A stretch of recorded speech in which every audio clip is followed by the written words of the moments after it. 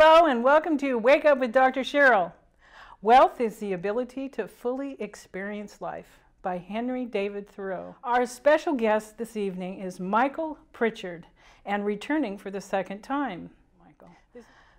Michael Pritchard is a nationally acclaimed keynote speaker praised by the Wall Street Journal, CNN, and Time for his ability to use humor to inspire and educate his audiences on communication skills. Michael Pritchard is a big guy with a warm heart who, as one of his students described him, truly walks as he talks. He began his career on both the comedy stage and as a juvenile counselor in San Francisco's Youth Guidance Center. Michael's offers from Hollywood rolled in, including a guest appearance on an Emmy Award-winning episode of Taxi.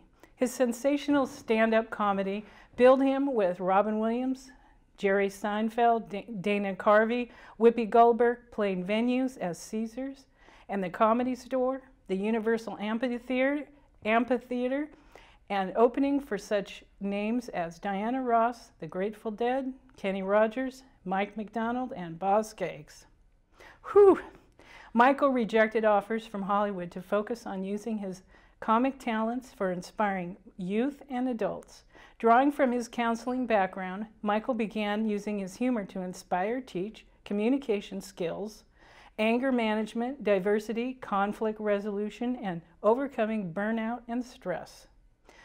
For his work in promoting nonviolence with youth, Dr. Michael Pritchard was awarded an honorary doctorate in Humane Letters from Hartwick University and winning a 2001 Lewis Hines Award for Service to Children and Youth, Certificate of Appreciation, and the 2002 Marin County Foundation's Burl Buck Fund Award for Achievement in Promoting Nonviolence. As a result of his work, Michael has been featured on CNN, BC's Today Show, The Tonight Show, CBS Morning, Time Magazine, and People Magazine. Michael has too many awards and honors to mention all of them. His 7 educational series for PBS and distribution has been seen by millions and focuses on youth guidance in the areas of violence prevention. The Power of Choice, You Can Choose, Big Changes, Big Choices. Robin Williams in Time Magazine said, if Mother Teresa had had a child with Jesse Ventura, it would be Michael Pritchard. Michael is also featured in the Happy movie. Michael is a wonderful example of wealth in his approach to humanity. He didn't compromise his integrity. This is the second segment of a 2-part discussion with Michael. Welcome, Michael. Thank you, for your Cheryl. second time. This Thank is you. wonderful. Capture. Good. Oh, wait.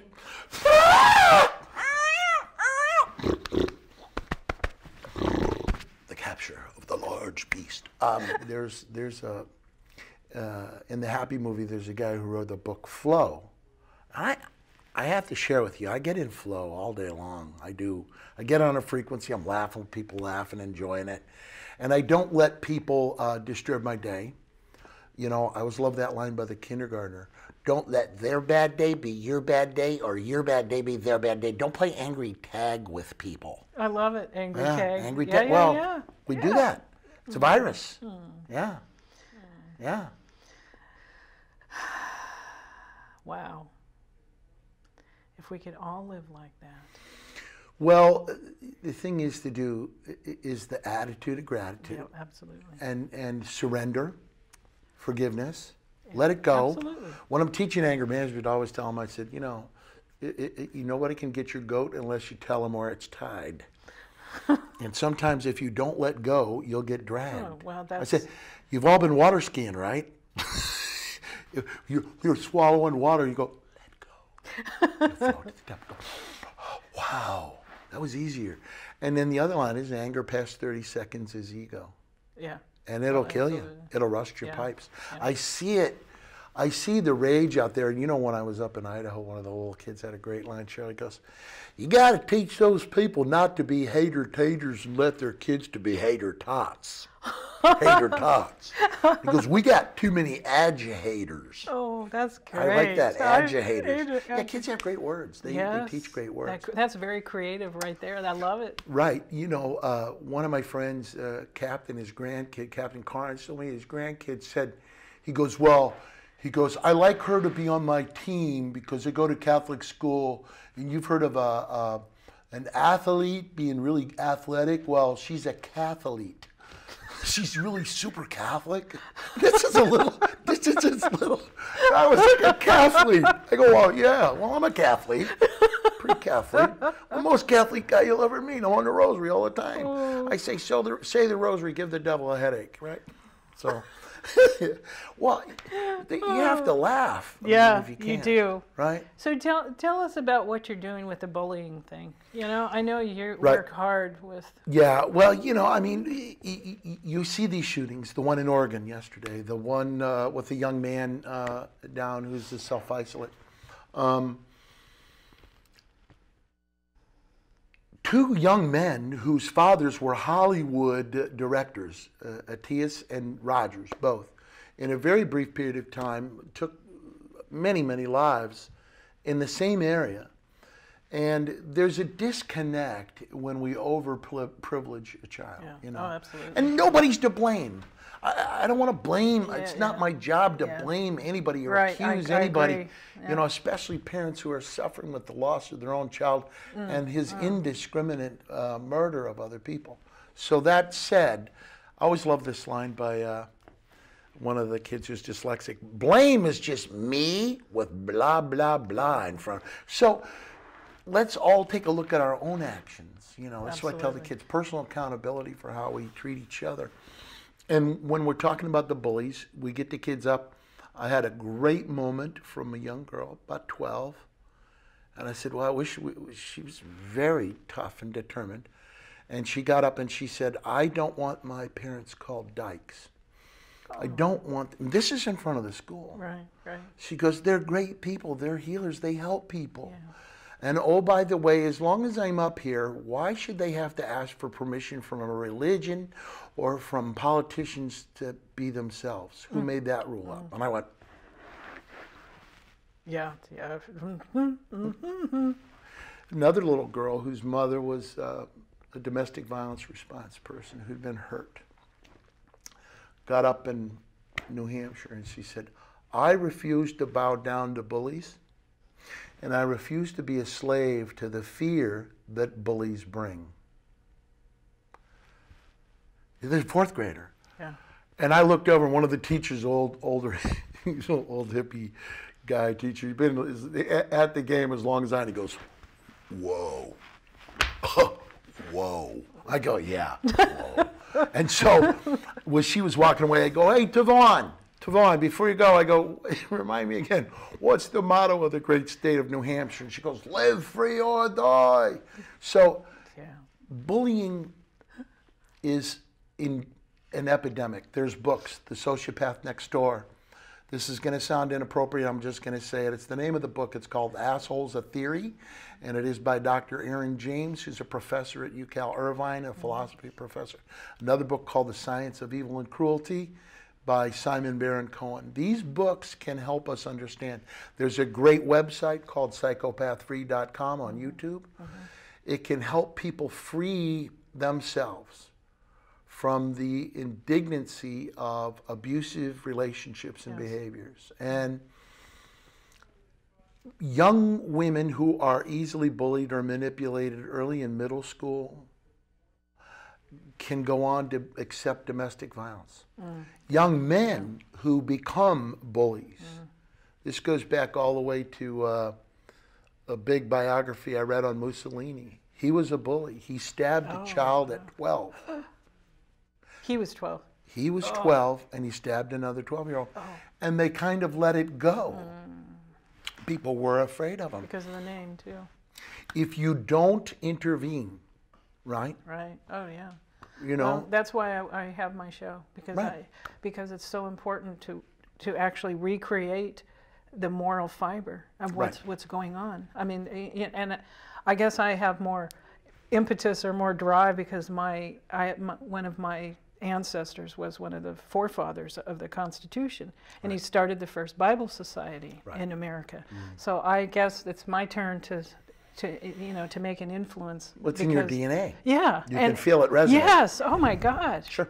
So it's so important to change the integrity and the moral fiber of this country, and what we do is going to affect many other outside. I was on a reservation, and I hear what you're saying. One of the ladies, I said, we've got to find ourselves. And afterwards, one of the holy people on the tribe walks up and goes, Mike, we love you and what you said, but you do not ever find yourself. You create yourself. Please say that from here on out. And I went, create yourself. Create yourself. Yes. And I was like, wow. Yeah. I learn every day. I listen. I know. Yeah. When she was listen, great. She was yelled at me. We were in the car, and I said, oh, I can't believe this lady did that. And she goes, you listen to me, Michael. Don't you judge her. She is doing the best she can with who she was and what she was given. Everybody in life. is. Everybody and is. I went, yeah. I go, why don't I just shut up? I'll just shut up now. Stop judging. I know. Yeah, and we all have a tendency to do part of it. And the consciousness is to catch yourself. Right. Yeah. And catch as quickly as possible. Yes. And try to, I find myself like with all, but I think that what saved me is my kids. I have a son who's a sitcom creator and a son who's a doctor, and my daughter, I love my daughter, she's a therapist. You know what a therapist is? Well, she listens to people's life situations. That's right. But she listens mostly. Yes. Yeah. And what I love about Katie Rose is that she's a musician and a masseuse and a chef, and she's learned so much, and she's now become the family teacher. You learn, I think all of us have learned from her and her wisdom. And I think that if we're wise, we realize that sometimes our kids have wisdom, as you were talking about, in our DNA that resonates out. And we should pay attention to that. Sometimes little kids, I remember I was over, I thought this was the sweetest, funniest moment. This little kid had the funniest description. We were in Oakland at Civic Corps Elementary, and this little girl left the kindergarten, and she slammed the door. She goes, I'm not talking to anybody. Boom. And I go, wow. I go, that little girl was angry. And this little boy was on the carpet. He goes, that little girl has always been an emotional porcupine. I want to write that book. The emotional porcupine. We all know people who are emotional porcupines. Yes. And they're just hurting inside. Yes, right, exactly. That's what it's all about. They fire every quill because they're wounded. Yeah, and some people internalize it, and some people externalize it, like this little porcupine. Right. Yeah. Isn't that funny? I mean, their descriptions of things are, I love how they can come to a wisdom. Like what I said to one of them, what'd you learn today? He goes, don't let your sad turn to mad, because then it all gets bad. And I go, wow. Yeah.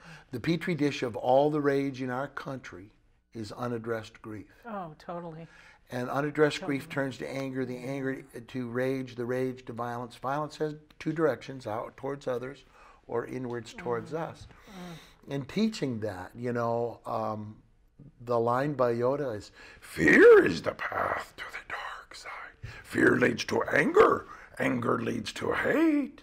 Hate leads to suffering. And wow.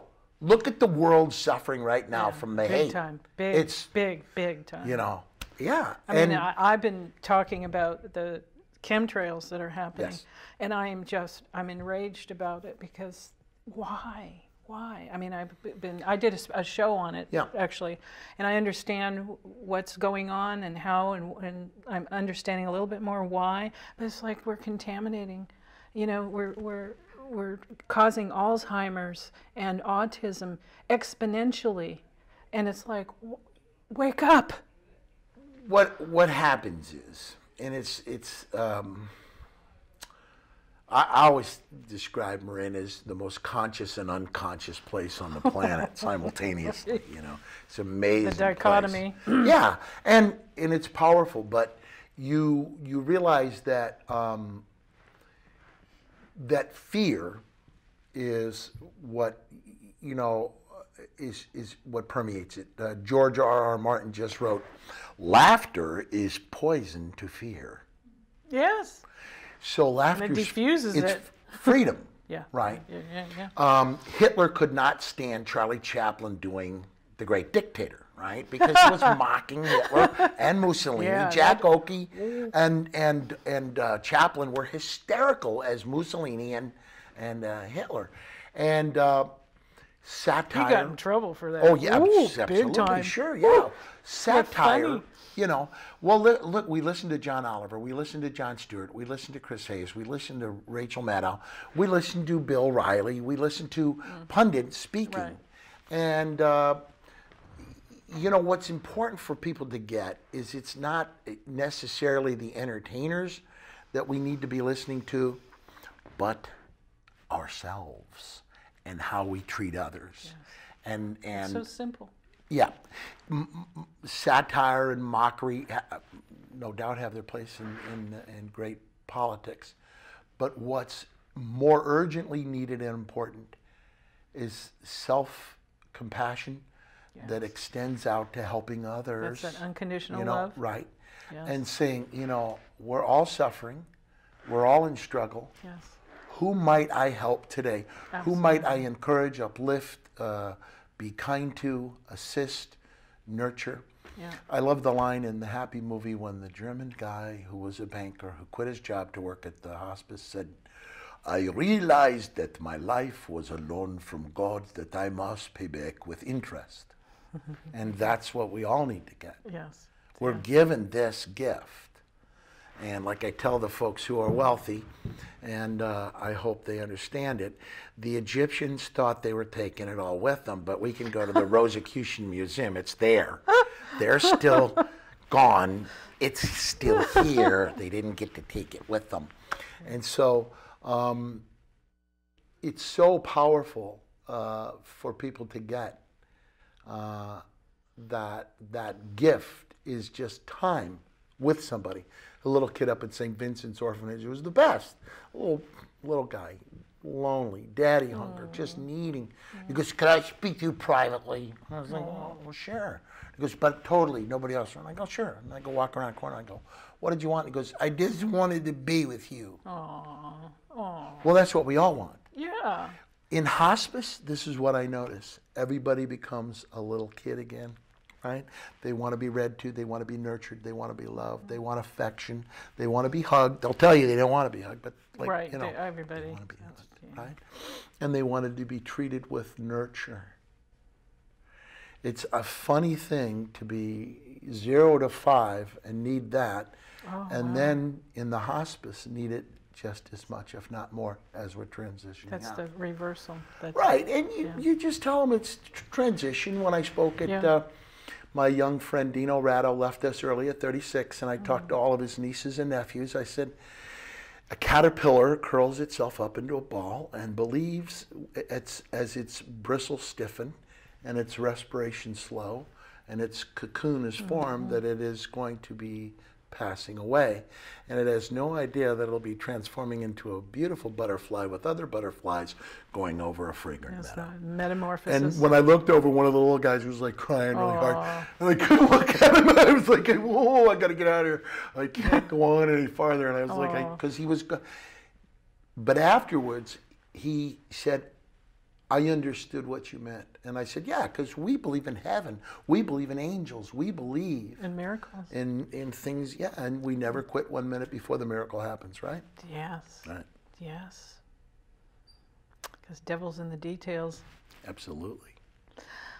Oh my goodness. So is there any more that you would like to share about the Happy movie? Because I'm so happy that it's going on PBS yeah, and they're using I really want people, thanks Cheryl, I appreciate that. I want people to understand that there's portions of that, you know, one of my big things is this young generation who are overworking in high tech. Yes. They're mesmerized and hypnotized by the screens. They are consumed with the technology that's moving us forward. But as Toffler said, if we have high tech, we must have high touch. In other words, we have to be connected to each other in community and love and compassion. And You may be a big success, you may have great grades, you may have achieved, you may be an entrepreneur. But if you're not connected to the fact that the platform of freedom from which you operate on was purchased at the price of the treasure of sacrifice of humans fighting and standing up against evil and tyrants and despots and sick people that would take lives on a large mass level. And that purchase, that sacrifice, that treasure is a gift to you to operate now globally. Pay attention and feel it. With the high-tech kids, and they're great kids, they're brilliant, and I really honor them. But when you see the Happy movie and you see all the Japanese people who suffer from karoshi, exhausting oneself for systems that cannot appreciate your sweat equity nor your spirit.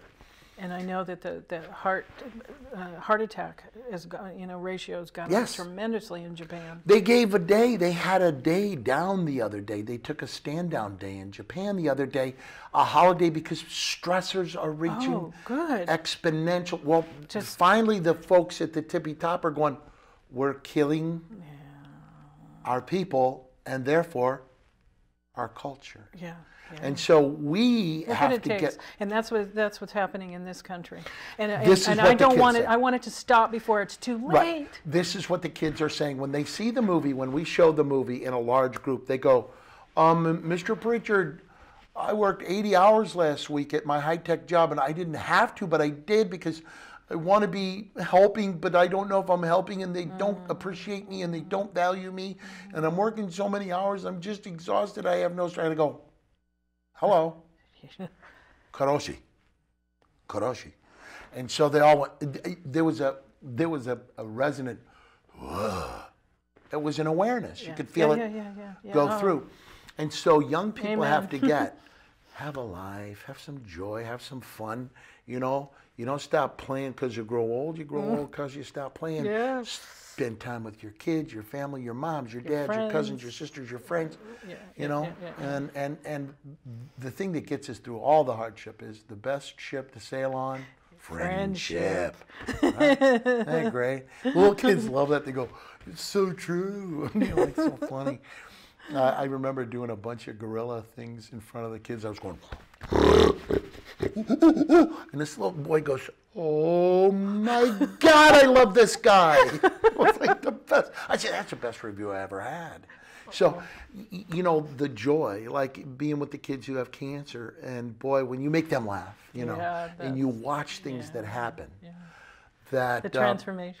I only saw my son Connor. He got really emotional one time when I was with the cancer kids, making him laugh. And when we walked out, he goes, I go, "You okay?" And he goes, "Yeah." He goes, "Sometimes, is that little boy's terminal, Dad?" I go, "Yeah, that happens." He goes, "Well, sometimes I just forget who you are." Because he takes it so serious. Yes, because he feels like it's his responsibility to save him. Yes. I mean, that's what doctors. Yes. Yeah. And release and let go. Oh gosh. Well, the thing is, in the moments, every time I've been with suffering, wounded people, being present in the moment to teaching them joy or laughter, it's a great pain relief.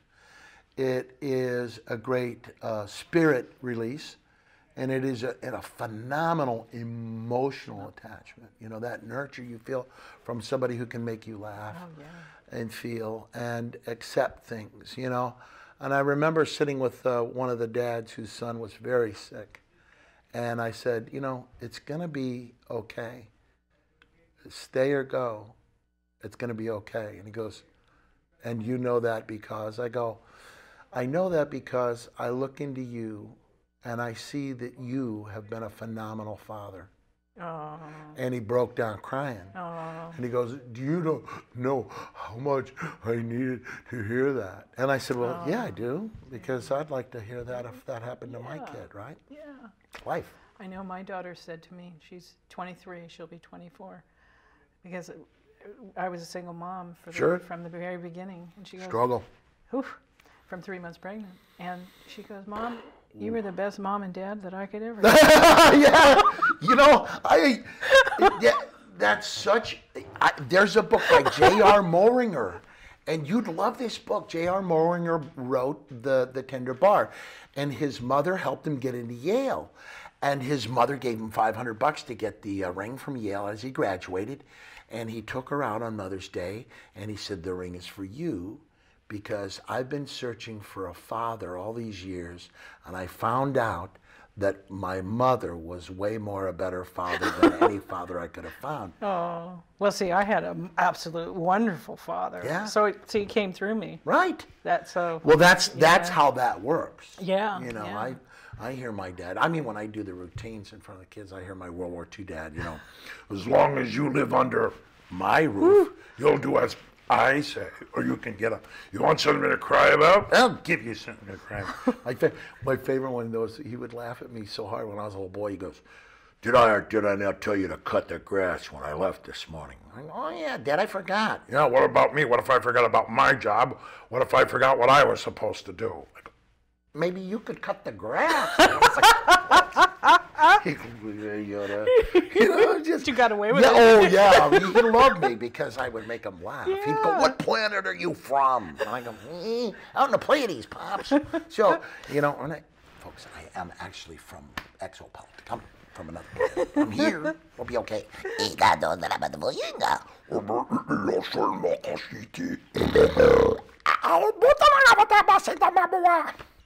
Okay.